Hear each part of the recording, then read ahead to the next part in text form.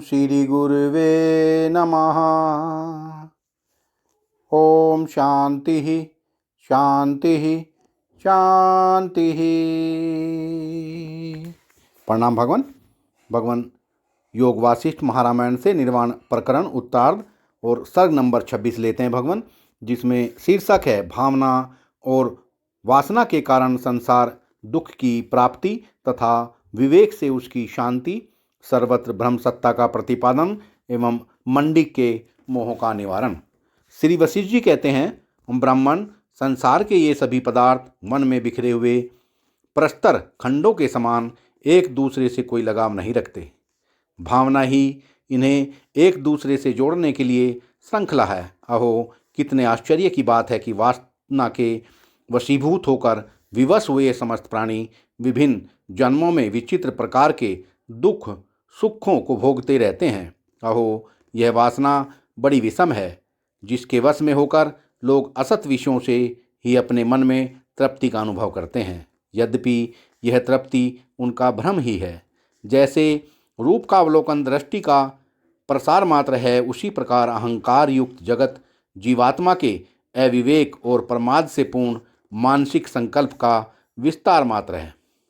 जैसे वायु अपनी चेष्टा का प्रसार करती है, उसी प्रकार विशुद्ध जीवात्मा वास्तव में शुद्ध होने पर भी किंचित अविवेक जनित प्रसरण मात्र से अहंकार युक्त असत जगत का विस्तार करता है। जैसे जड़ आकाश शून्य मात्र है, वायु स्पंदन मात्र है और लहर आदि जल मात्र ही है, उसी प्रकार यह जगत भी जीवात्मा की भावना या संकल्प मात्र ही है। ब्रह्म शब्द से जिस सत्ता का प्रतिपादन किया जाता है, वही संपूर्ण पदार्थों का अपना वास्तविक स्वरूप है। उसमें किसी तरह की बाधा नहीं है, इसलिए सब कुछ अविनाशी ब्रह्म में ही है। प्रिय विप्रवर, आकाश के समान निर्मल आत्मा में मन को विलीन करके स्थित हुए ज्ञान योगी को नाम और रूप की प्रतीति ही नहीं होती। स्वरूप स्थिति के लिए उसके द्वारा किया गया अभ्यास जब तक दृढ़ नहीं हो जाता, तभी तक उसे अपने मन में स्वप्न विकार के समान नाम रूप का भान होता है। मन जहाँ जो कुछ निर्माण या प्रसार करता है, वहाँ वह स्वयं ही उन वस्तुओं का रूप धारण करके स्थित हो जाता है। अतः मन से भिन्न किसी दृश्य वस्तु की सत्ता न होने के कारण यह दृश्य प्रपंच वास्तव में है ही नहीं। फिर कौन कहाँ किसकी सृष्टि करता है? जब जीवात्मा में अहंता की रेखा खिंच जाती है, तभी वह संसार भ्रम रूप भाव विकार से युक्त हो जाता है, और जब अहंता की वह रेखा मिट जाती है, तब वह अपने स्वरूप मात्र में स्थित हो सहज शांति से सुशोभित होता है। परमात्मा मोक्ष स्वरूप मन से रहित मौनी कर्ता अकर्ता और शीतल है। वह ज्ञान स्वरूप एवं शांत ही है। वह दृश्य प्रपंच से शून्य होता हुआ ही सर्वत्र परिपूर्ण है। जैसे किसी यंत्र द्वारा बनाए गए पुतले का शरीर वासना और चेष्टा से शून्य होता है, उसी प्रकार ज्ञान स्वरूप आत्मा वास्तव में वासना रहित एवं स्पंद शून्य है। वह व्यवहार परायण प्रतीत होकर भी अपने यथार्थ स्वरूप में ही स्थित रहता है। जैसे झूलते हुए झूले में सोए हुए एक बालक के अंग नहीं हिलते, झूले में हिलने से ही उन अंगों का हिलना प्रतीत होता है, उसी प्रकार आत्मज्ञानी पुरुष में स्वरूप अनुसंधान के सिवा दूसरी कोई चेष्टा नहीं होती। वे परेच्छा से ही चेष्टाशील दिखाई देते हैं, स्वतः नहीं।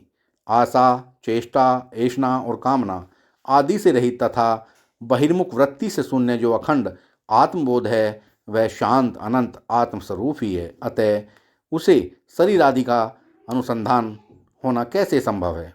समस्त कामनाओं से रहित जीवन मुक्त ज्ञानी पुरुष को, जो दृष्टा दृश्य और दर्शन की त्रिपुटी से रहित निराकार ब्रह्म तत्व का साक्षात्कार कर चुका है, शरीर का अनुसंधान कैसे हो सकता है? समस्त वस्तुओं की अपेक्षा अर्थात इच्छा ही सुदृढ़ बंधन है, और उसकी उपेक्षा ही मुक्ति है। जो उस मुक्ति में विश्राम कर रहा है, उसे किस वस्तु की इच्छा हो सकती है? तत्वज्ञानी विद्वान केवल अपने यथार्थ स्वरूप में ही स्थित रहता है। उसकी सारी इच्छाएं और चेष्टाएं शांत हो जाती हैं तथा उसकी सब उत्कंठाएं दूर हो जाती हैं। उसे अपने शरीर का भी भान नहीं होता। श्री राम, मेरे इस उपदेश को सुनकर मंडिक ने वहीं अपने महान मोह को भी उसी तरह